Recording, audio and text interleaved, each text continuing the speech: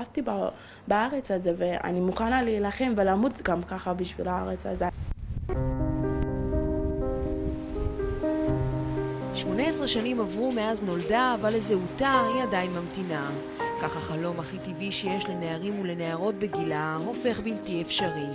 עוד מעט בת 18, דליה מבקשת להיות כמו כולם, אבל על גבה היא נושאת סיפור חיים יוצא דופן, שמזכיר לה בכל יום מחדש שאהבתה למדינת ישראל היא בכל זאת לא הדדית. התחלתי לשים לב לשינויים, לדברים שמותר לאחותי ולדברים שלא מותר לי. זה התעורר לי לפני, אפשר להגיד, בגיל 13.5, 14, שהתחלתי לשים לב לדברים, כאילו, לזה, יענו, אם אני חולה, או אחותי חולה, היא יכולה ללכת לרופא, אבל אם אני חולה, כאילו, הטיפול הרפואי היחיד שיש לי, זה של אמא שלי. דליה שייכת לקבוצת העבריים, זו קבוצה דתית קטנה שהגיעה לארץ בשנות ה-60 המאוחרות משיקגו, ארצות הברית. מדובר ב-2,500 איש, רובם חיים בקהילה השיתופית, כפר השלום סמוך לדימונה.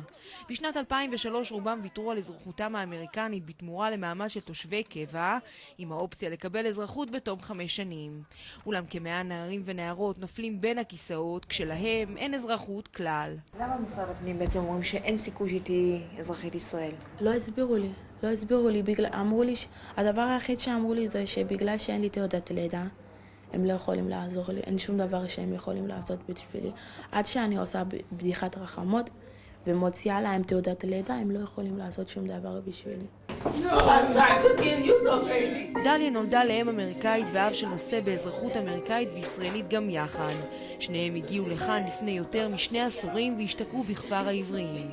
בניגוד לשני אחיה, דליה נולדה בכפר ללא רישום מסודר וללא תעודת לידה.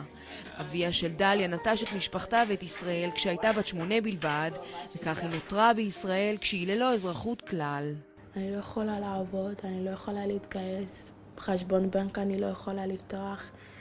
זה אפשר להגיד שאני חיה, כי אנשים רואים אותי, אני חיה, אבל אני מתה, כי אין לי תעודת זהות, אין לי חיים, אני לא יכולה לעשות שום דבר. נטולת חובות או זכויות, אבל עם רצון עז להגשים את חלומה, דליה פוצחת במאבק לקבל זהות. אולם מהר מאוד היא מבינה את המשמעות המעשית למילה בירוקרטיה. הלכנו לשגרירות, אמרו לנו ללכת לעורך דין. מעורך דין אמרו לנו ללכת למשרד הפנים. ממשרד הפנים אמרו לנו ללכת לבית נועם. אז כאילו סתם זורקים אותנו מפה לשם, ולא באמת נותנים לנו כאילו משהו, כאילו להמשיך וכאילו משהו למשוך ולעלות למעלה. אנחנו סתם תקועים במקום אחד. דליה ואימה שעזבו את חיי הקהילה גרות עכשיו בדוח הקרב בדירה קטנה בעיר דימונה, שידעה ימים טובים יותר. בהיעדר תעודת זהות או משכורת קבועה, אימה של דליה נאלצת לעבוד בעבודות ניקיון כשדליה משתוקקת לעזור, אך אינה יכולה.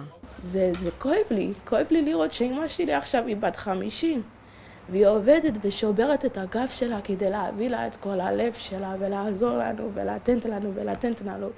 ואני מרגישה שכל מה שהיא עושה זה לא מספיק. אני רואה אותה בוכה בלילה, כואב לה, היא חוזרת, מדברת על הגוף שלה ואיך שכואב לה, והיא לא יכולה כאילו ללכת לקבל טיפול רפואי, וזה כואב לי, ואני רק חושבת על עצמי, אם ככה אין לי אמא שלי שום דבר ויש לה תעודת זהות של אמריקה, מה אני יכולה לעשות ואין לי כלום?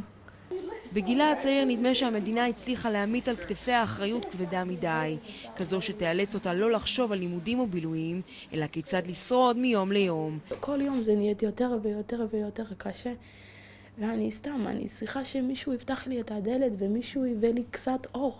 אני כולי בחושך, אני צריכה שמישהו יפתח לי דלת בחיים שאני אוכל להמשיך הלאה. בשנים האחרונות העבריים מדימונה מדווחים על קשיים בקבלת אזרחות לאחר שמחזיקים בתעודת תושב. חלקם טוענים כי נתקלו בסירוב שאינו ענייני מצד משרד הפנים, ככל הנראה מתוך המנהגים של העבריים שאינם עולים בקנה אחד עם הנורמות המקובלות במדינת ישראל. אם היית יכולה לבקש משהו ממשרד הפנים או מהמדינה, מה היית מבקשת? תעודת זהות כדי להתגייס לצבא.